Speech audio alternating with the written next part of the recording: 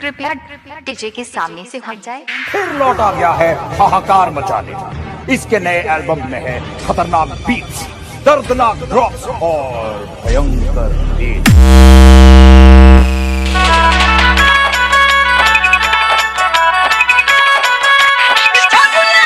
क्या नाम है आपका? डीजे इंद्रराज। कहाँ घर है? बाला रानी।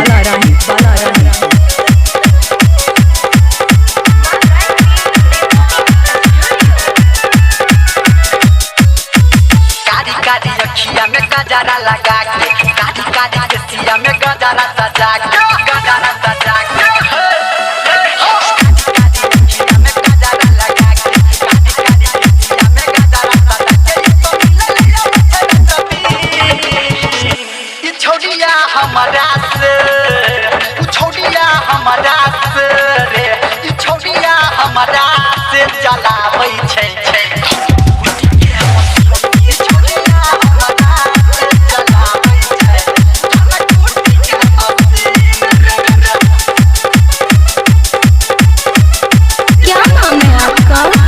डीजे दीवाना बाला रानी।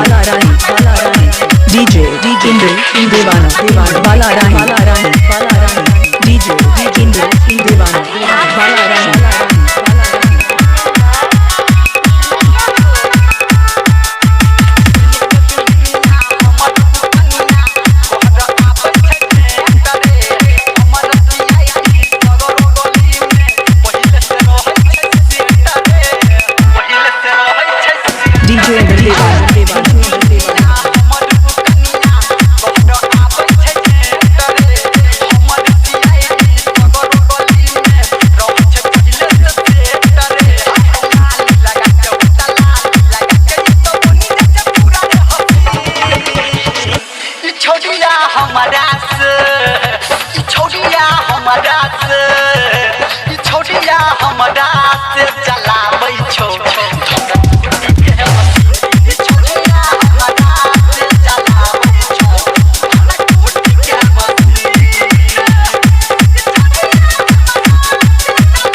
म्यूजिक बनाने के लिए संपर्क करें।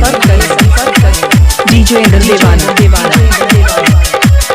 डीजे दीवाना। कहाँ घर है? बालाराही कुर्बानी टोल।